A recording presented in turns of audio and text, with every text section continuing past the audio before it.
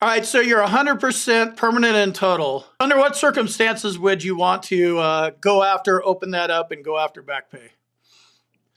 Well, Combat Craig, I got to say, I disagree with some of the stuff you've thrown out there. You're saying it's a black or white issue. And I got to say, frankly, I do agree with you most of the times. If you're 100% P&T, you go away.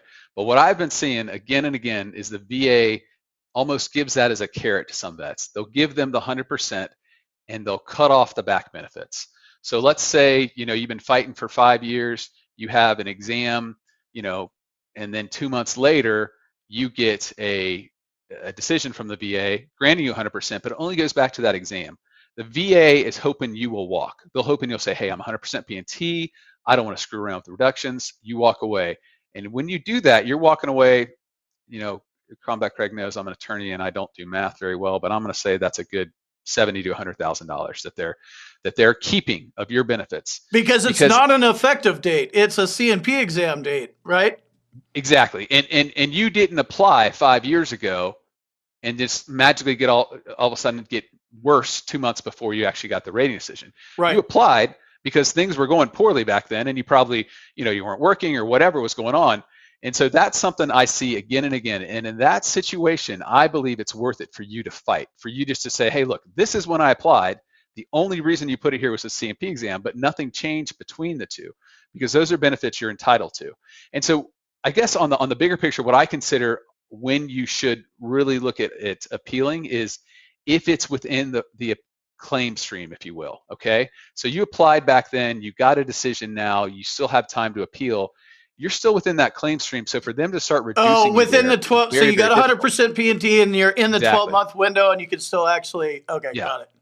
And so that applies for CMP exams. The other thing they'd love to do is if you have IU, they'll come back and say, even though IU PTSD, I think, is a very straightforward one. People get 70% all the time, and there's no way they can work. They hate their bosses. They don't like working with other people. And so they get that 70%, and then they hand in the 8940, which is the IU form, 4 years after they applied for the increased rating for the PTSD. Yep. And they say, okay, yeah, we're going to give you the IU as of this date 4 years later. That's a bunch of crap, right? Crap. Because Yeah. it's because the effective date is what the effective date of when you're eligible for TDIU, not when you actually did it. Like that's the duty to assist supposed to be happening and maximizing benefits and stuff, right? Exactly. Yeah, exactly. And it should go back to the date you applied. VA is hoping you've just fought so long, you're so exhausted, you're just going to go away.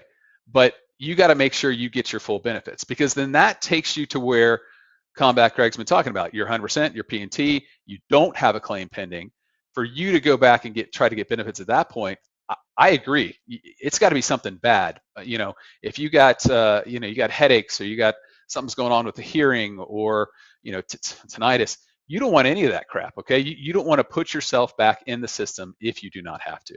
Right. Let me jump in here real quick and tell you about my boot camp. If you want to learn more about the VA claims process, check out my boot camp. You can talk to me live. There's a link on the website and in the description, combatcraig.com. And also, if you need medical evidence like a nexus or documenting your symptoms properly, go to our website, combatcraig.com, and it says medteam/nexus letters. Click on that link, fill out the form. Boom, you're done.